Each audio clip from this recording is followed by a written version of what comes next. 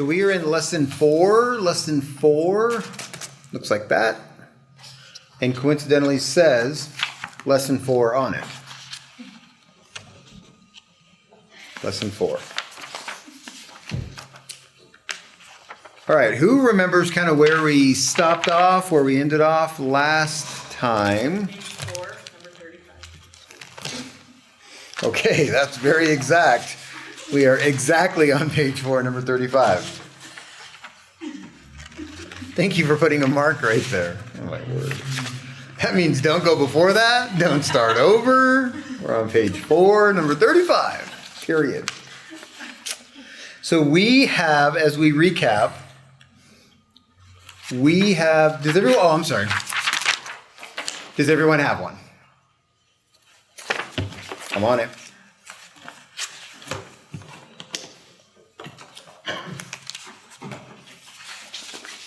There you go.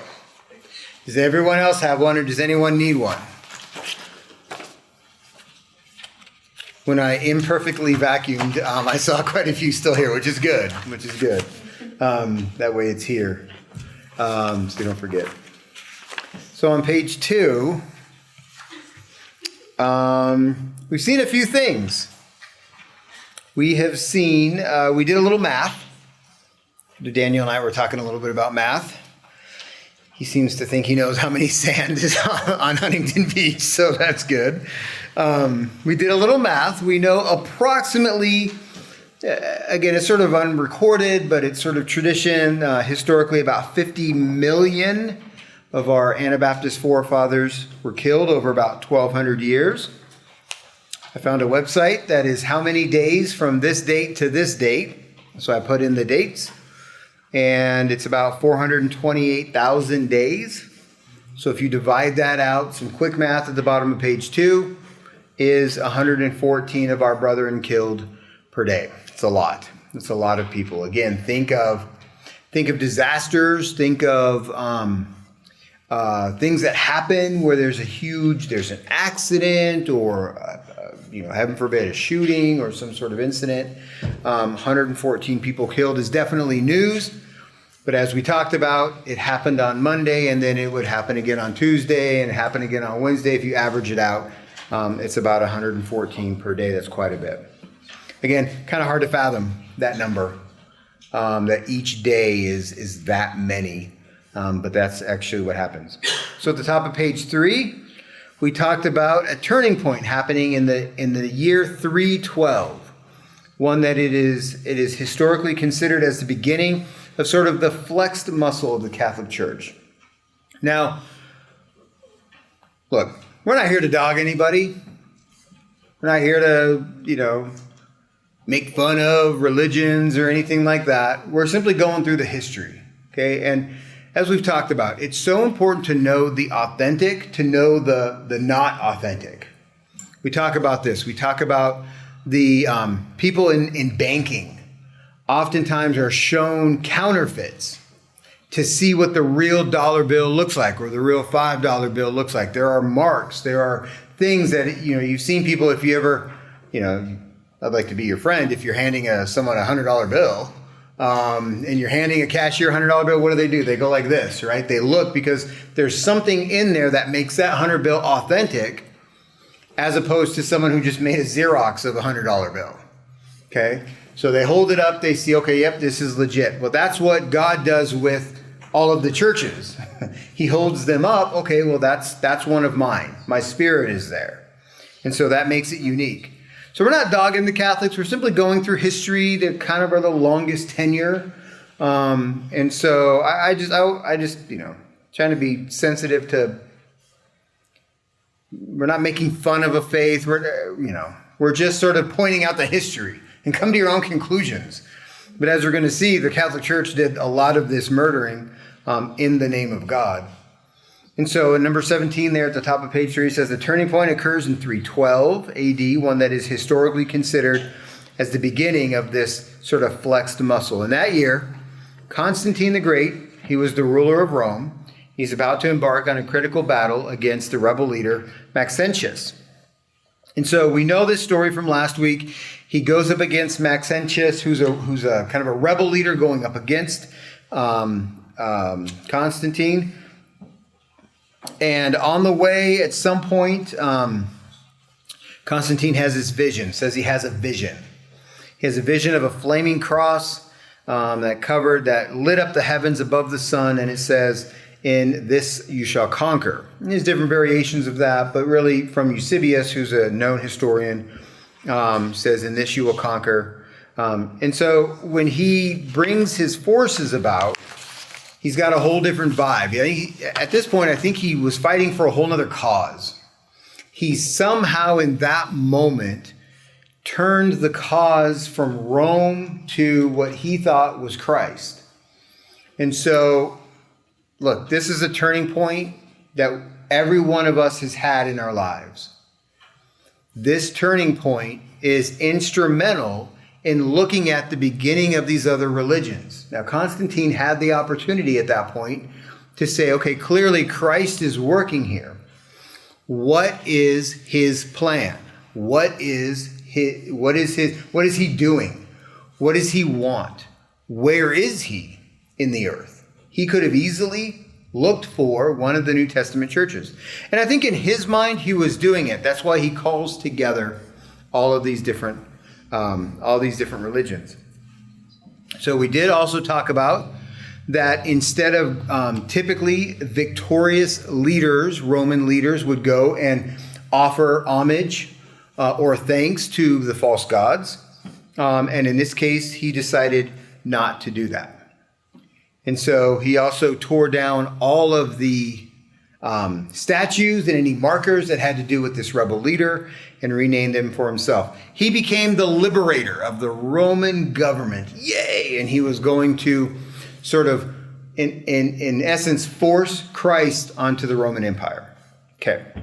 So on number 34, the reign of Constantine established a precedent for the emperor to have great influence and authority in the early religious councils. Now, picture this. We currently have a president. We've historically had a president every day since the country has started. We've had a president.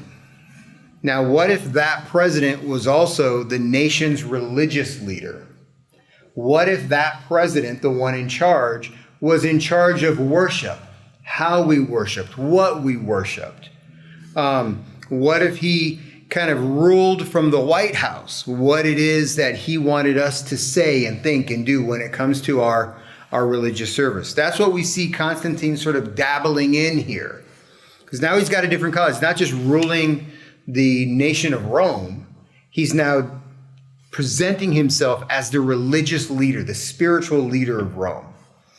And so on number 35 there, it says the first councils. So he calls together these groups. He wants to get deeper into this religious leader role. So it would be like our current president calling together all the different religions and bringing them to him and say, okay, which one of you am I going to partner with? Who am I hooking up with to start pushing that message, that narrative out to the nation? So the first of these councils was in 313 AD, when Constantine called for a coming together of the Christian religions in the government of Rome. Now remember, at this point, there have been these little splinter groups. We talked about the Gnostics. We talked about these other groups that were sort of redefining or revamping what Christ had taught. And does anyone remember the number one issue that seemed to separate the true churches with what everyone else was trying to do? What was the number one thing? Baptism. That's exactly right. Baptism was the marker in which people were starting to dive into this baptism concept. And by equating baptism with first faith and blending those together, now we have something called baptismal regeneration, where you receive that gift at baptism. Then they started talking about the earlier that happens, the better. So now we're going to start baptizing babies. Okay? So that's what we see. So all these different factions already exist 300 years post-Christ, and he calls them together to have a Christian religious forum, a get-together, a fracas, or even better, a brouhaha, which was not that funny. I'm just going to tell you. A hierarchy was formed. Constantine was now to head up the Christian efforts. Can you imagine? Again, put yourself in this position with the U.S. If Biden called together the religions, he goes, okay, I'm in charge now of religious worship in this country. Okay? I know I said his name.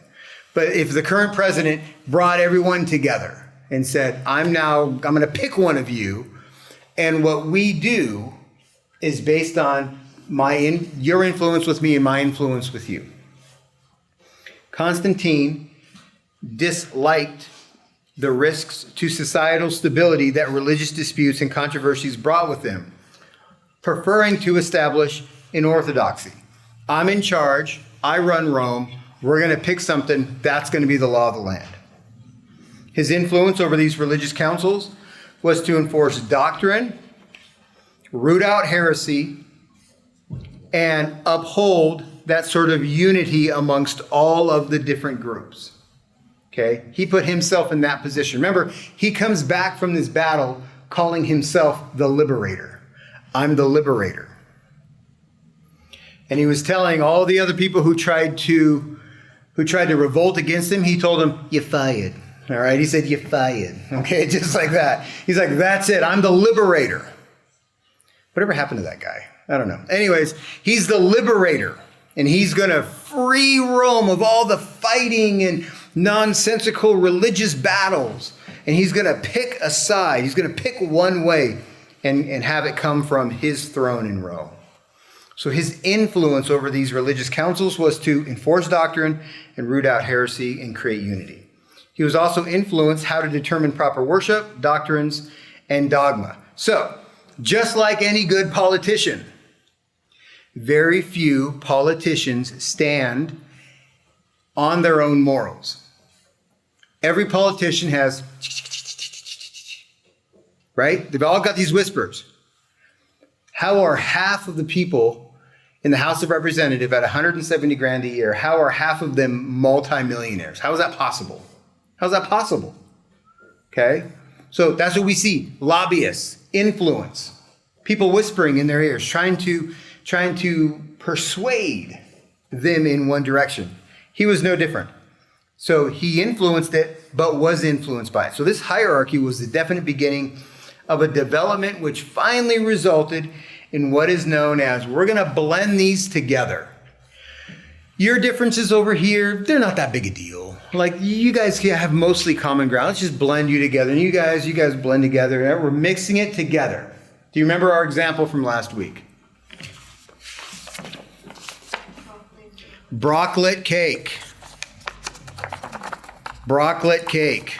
If you were to put broccoli and chocolate cake together and put it in a smoothie, it would taste delicious, Brother Daniel, let me tell you. That's what he was doing. He's taking people that didn't really believe on stuff and he's creating uniformity. It's more forced uniformity, okay? Now, not everyone was happy about the emperor's new conversion away from paganism and into this strong interest in Christ. Constantine's action in repudiating for the whole Roman Empire the pagan religion and accepting Christianity really caused the displeasure of the Roman Senate. Does that make sense? Hey, this is how we've always done it. We believe in pagans. We worship all these different gods. This is what we do. So we appreciate your fervor, Constantine, but this is how we've done it. We're the Roman Senate. Again, we see that when a president tries to come in, he's idealistic, he has changed. No, the rest of the politicians are like, we kind of like status quo. We're good with how it was.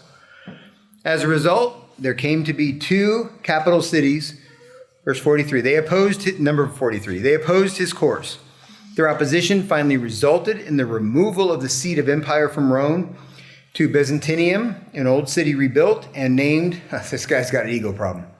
It's named Constantinople. How many people have heard of Constantinople? Okay. Named it after himself. Constantinople. So as a result, there are now two capital cities at this time to the Roman Empire, Rome and Constantinople. The two rival cities, several centuries later, become the ruling centers for a divided Catholic Church.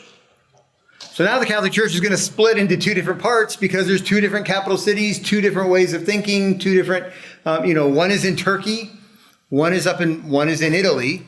So there's two different cultures there. Interesting, isn't it? So I think God has his hand in all of this. Nonetheless, because of this event, vision and easy victory that caused Constantine's fame and admiration to grow over the known world, he believed in Christ and believed it was his influence that led to his victory. After years of obsessive researching and conversion, Constantine calls for a council to assemble in the Bithynian city of Nicaea, which is currently modern-day Iznik, Turkey. This council was patterned after the council that was head by the apostles in Jerusalem in Acts 15. But this was quite different than that one. That was to show unity among the Lord's New Testament churches. This was a variety, a veritable Baskin-Robbins 31 flavors of religious groups that existed to try to come together. The invitation went out to all religions around the area. Many groups attended. In fact, most came to the meeting. The purpose of this council was to bring all these varied Christian religions together to form a oneness of thought and commonality of belief, to define unity of beliefs for what they would call being Christian. Okay? That's why your pastor is cautious on just calling anything Christian. Okay? Because Christian has a sanctified name to it. It's the followers or those who pattern after Christ. What he's doing has nothing to do with Christ. Right? They were first called Christians at Antioch. And so that's where they got that name. So to call it, Mike Maney was famous for this. He never called it the Christian bookstore. It was the Bible bookstore or the religious bookstore. That's not a Christian movie. Oh, those guys go to a Christian church. Oh, it's Christian music. I'm cautious on that. That's a personal preference, and I don't have to do that. I'm just saying, for me, I'm just cautious of it because that word Christian has meaning to it. There's value to it. There's sanctity to it. So to call some, rap group a Christian rap group is not right, I don't think. Again, that's my opinion. That's fine. But Christian is a sacred word. And so what he's trying to do is say, we're going to blend all these different groups together, and we're going to call them Christian. Okay? That's why people ask, are you Christian? Are you Muslim? Are you, what are you, right? Talking to the neighbor a couple weeks ago who has the very vicious pit bulls right behind us. I said, I'm the pastor of the church here, blah, blah, blah. And she's like, oh, it's nice to see what you're doing in the yard. And I was like, oh, yeah, we're doing some stuff. And she's like, oh, that's cool. I said, I'm the pastor. And she goes, oh, okay, well, we're Christian too. Okay. So, that sort of thing, that's great that they have that sort of idea. But Christian is really set aside for the New Testament church. Okay. What Constantine is doing is not Christian, because if he were to become Christian, he would have found the Christians. He would have found the Christ ones. He would have found the chosen Messiah followers. Okay?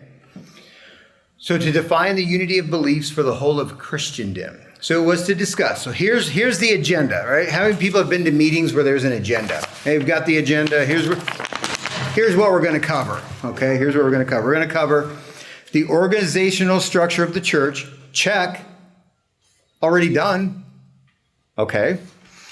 Dignity standards for the clergy. Check. Already done.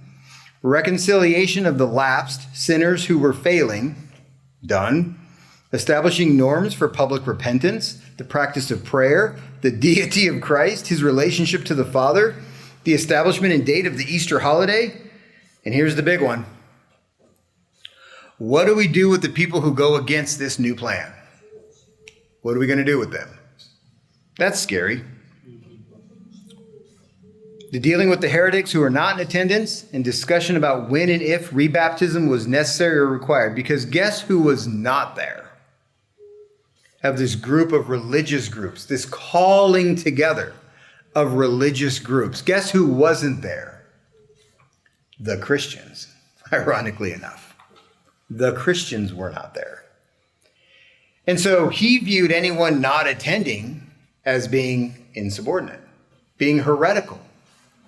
So up to the organization of the hierarchy and the unity of the church and state, uniting church and state, all the persecution of Christianity had been done either by Judaism or paganism. Now comes a strange change. These Christians in name only, under the banner of Christ, right? Christ is the one who said we need to do this. They're not going to go after the real Christians. Oh, the irony is as thick as an Eggo milk drink. Okay, that's how thick it is. The irony is just that thick. It's as thick as 4 green donuts and eating 4 green donuts. The irony is so thick that now he's calling himself, the Christians stole that name, and he's now going to go after the real people who are Christians. If you need your roof redone, Brother Eric's your guy. He's got energy for the next about 5 hours. Constantine, desiring to have all Christians join with him in this new idea of a state religion, and many diligently opposing this seriously departure from the New Testament teachings, he begins using the power of government to compel. Isn't that how it starts? We want the government to just be an influence for you. We're here for you. We're here for you. We're your peeps, right? That's what they do. And slowly, eventually, sort of start playing that game. But this is where it began. Because come on, come join us. We've got this new movement going on. We've got this big tent, this big umbrella for all Christian groups to join. Come join us. Okay? For us, as we look back on it, it began the days and years and centuries of a hard and bitter persecution against all those Christians who were loyal and faithful to what Jesus taught his apostles. Okay? So what Constantine basically does is he forms this new group. And he wants this teaching, this format, to be universal.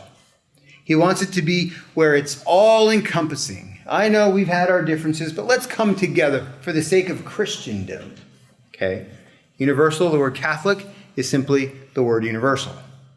And so it was bringing all of this together. Now the newly formed Catholic or universal church with one leader, one person over the hierarchy of all the other groups. Okay? Any questions so far? It's pretty crazy how it happened.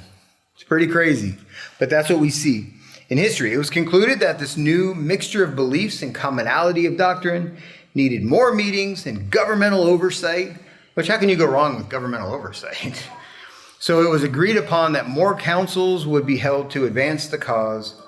Our forefathers who were not in attendance would not comply with whatever laws would come out of this, and in turn be persecuted. Remember, part of the plan was to deal with the heretics.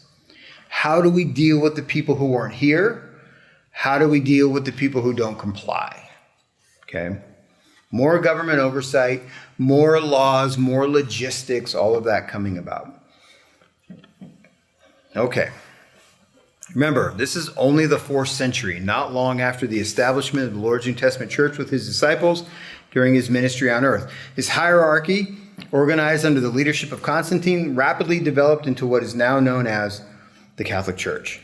Okay, of course, they're still 2 billion strong, if not more. There's a lot of people who belong to Catholic churches, and that's their prerogative. But here's how it began. It began with a collusion of smaller faiths to bring them together into one powerful unit. Then you put together the government behind it. So think about this. When we see this new formed religion, that's fine. People form religions all the time. It's the new form religion, they've got it. But this has the backing of the government. That's where it gets scary.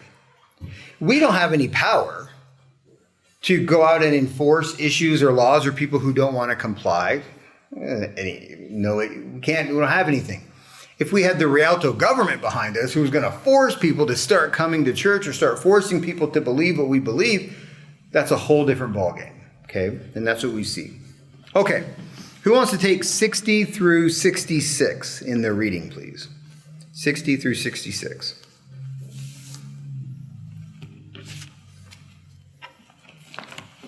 Not everyone all at once, just anyone, 60 through 66.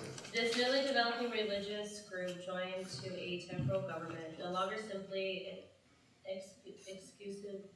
Executive.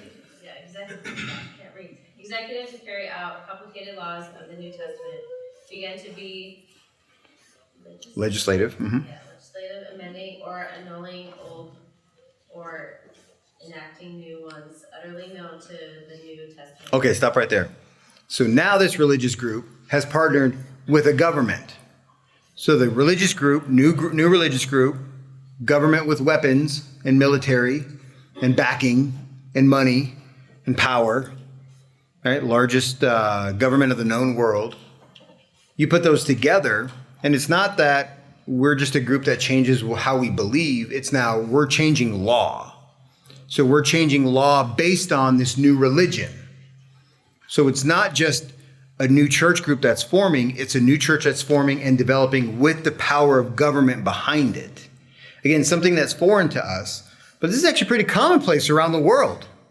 Just the Middle East alone. There's a lot of countries that adhere to Islamic teachings and law. Sharia law exists in a lot of these Islamic countries. That's a real thing. So this government / religion is a real combo, real issue. And that's what we see happening here. So now they have a plan, okay? And they're going to start rolling out these meetings to start figuring out more and more of what they do. Go ahead. This first council of Nicaea was just beginning. There were more councils that came about. The second met at Constantinople. Yep, Constantinople. 381, and was called by Thaddeus the Great. There were present 150 bishops. In the early centuries, bishops simply meant pastors of individual churches. More and more doctrines began to come about of these councils, thus becoming law of the land. All right, pause right there. Again, you want to change bylaws for your religious group. You want to say that certain people can be pastors, or we agree with this social group or that social group, that's fine. But when you change it and it becomes law because this group is hooked up with the government, that's a whole different thing. So whatever came out of these religious councils made its way through the government and became law. That's your connection that is not at all correct. And they're going after people who don't follow laws. So you chase the people and pursue the people who don't follow these laws. Well, the real Christians, our forefathers, were not going to follow these laws. They were not going to adhere to the Catholic Church, Roman Catholic group, putting laws on the land. Okay, go ahead. One of the first of its legislative enactments was an establishment by law of infant baptism. By this new law, infant baptism becomes required. This was done in AD 416. Yikes. See what's happening here? Whatever religious belief this group chose to do becomes law. So now we're in the 5th century and we see this becoming law, meaning it was mandatory, right? A law is something that's followed. It has to be followed or there will be punishment behind it. And so we see that in 416. Guys, this is just a few hundred years after Christ. This isn't that long ago. It's not that long ago. It was a while ago. But it wasn't that long after him. And so we're seeing this happen pretty quickly. All right, who has 67 to the bottom of the page? Infants had been infrequently baptized for probably a century preceding this. Insofar as this newly enacted law became effective, 2 vital New Testament laws were abolished: believers' baptism and voluntary personal obedience in baptism. Loyal Christians and churches, of course, rejected this new law. Pause right there. Do you see that there? Believers' baptism, meaning people who are saved take that first step. They choose to be baptized. An infant cannot choose to be baptized. An infant is forced to be baptized. But if that's the law, then parents had to follow that. They had to follow the law of baptizing their infant. And so it right away abolishes those coming to John that we see in the New Testament during Jesus' ministry, or the Philippian jailer, or the people that we read about in Acts 2, or the people who believed because of the doctrine of the apostles early on. That actual choice of believing is eliminated. And so they're saying that that was no longer possible. The law of the land was that infants had to be baptized. Okay. A believer's baptism, of course, New Testament baptism, was the only law for them. They not only refused to baptize their own children, but believing in the baptism of believers only, they refused to accept the baptizing done by and within the churches of this unscriptural organization. Pause right there. Do you see the difference there? What does that say? They're breaking the law by what? By not baptizing their own children. They're breaking the law by not baptizing. Our forefathers broke the law by not baptizing their own children. Then when somebody comes to them as a candidate for baptism, but they were baptized as an infant, what are our brethren doing? Huh? They're rebaptizing him. Anabaptists, rebaptizers. They're rebaptizing. As far as we're concerned, they're just baptizing him, because infant baptism doesn't count. But what you're doing by not baptizing your own infants, one, breaking the law. Two, you're condemning this other way of thought. You're condemning this other religion by saying that doesn't count. We're not going to accept that. That's not what the Bible says. We're going to baptize you as we see it for the first time. So twofold, by making that choice, they're not baptizing their own kids, baptizing their own babies, and they're condemning the belief system of the other group. Yeah, they in trouble. All right, that's a bad combo. All right, go ahead. If any of the members from the churches of this new organization attempted to join any of the churches which had refused to join in with the new organization, a Christian experience and a rebaptism was demanded. Ooh. So you need to accept the Lord as your Savior in that first faith experience, and then we'll baptize you after that. That's condemning the whole plan of what they came up with at these councils. That condemns that whole way of thought. So you can see why, as we'll see in number 73, you can see why they quickly became number one enemy of the state. Who has 73 through 78? The course followed by royal churches soon, of course, incurred the hot displeasure of state religionists, many, if not most of whom, were not genuine Christians. Even the name Christian, however, was from now on denied those loyal churches who refused to accept these new errors. They were robbed of that and called by many other names, sometimes by one and sometimes by another. Montanist, Tertullianus, that, Novatianists and Patrians, etc.